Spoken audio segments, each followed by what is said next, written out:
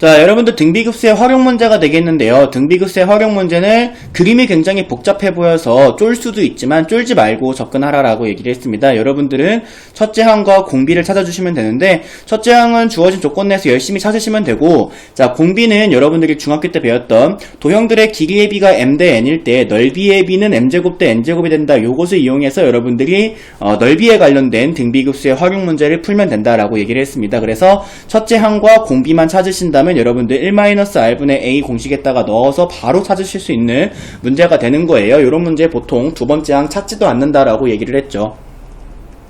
첫 번째, 길이가 6인 선분 A, B1을 지름으로 하는 원 C1이 있대요. 그러면 이 C1의 넓이가 첫째 항일 거 아니겠니? 그럼 첫째 항은 반지름이 3이다라는 얘기죠. 반지름이 3이니까 첫째 항은 원의 넓이 9파이가 바로 첫째 항입니다. 벌써 첫째 항 구했어요. 이제 우리는 공비를 구하러 갑시다. 자, A1, A, B1을 2대1로 내분하는 점을 B2라고 얘기를 해서 A에서부터 B2까지를 지름으로 하는 두 번째 원을 만들겠대요. 2대1로 내분한다라고 얘기를 했습니다. 여기가 2의 길이를 가질 때 여기가 1의 길이를 가진다라고 얘기를 하는 건데, 그렇게 됐을 때 우리는 자, 첫 번째 원과 이렇게 커다란 첫 번째 원과 그 다음에 그 속에 들어있는 요 두 번째 원 사이에 뭘 찾을 거냐면 얘들아, 지름의 비를 찾을 겁니다.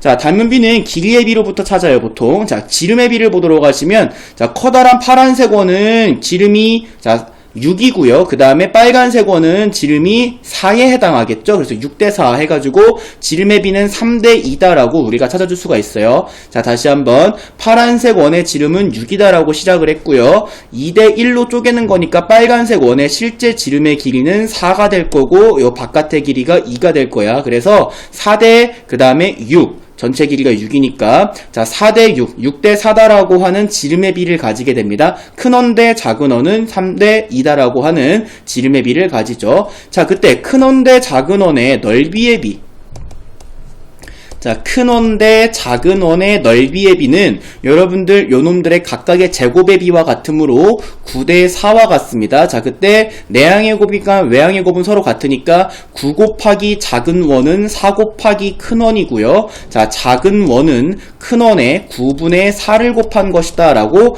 해줄 수가 있어요. 자, 그때 큰 원에다가 9분의 4를 곱해서 작은 원을 만들었으니까 요 9분의 4가 의미하는 것이 바로 공비 R이 되겠습니다. 자, 그럼 여러분들 1-r분의 a 공식 속에다 넣어주시기만 하면 되는 거잖아. 1-9분의 4분의 9파이만 계산해 주신다면 정답이 나와요. 자, 번분수 풀어주신다면 5분의 81파이라고 하는 정답을 얻을 수가 있겠죠? 정답은 1번 되겠습니다. 자, 여러분들 지금과 같이 등비급수의 활용 문제에서 넓이와 관련된 문제는요, 여러분들이 자, 길이의 비로부터 넓이의 비를 찾는 요 중학교 때 각각의 비의 제곱의 비가 바로 넓이의 비다라는 것을 이용을 해서 우리가 공비를 찾습니다.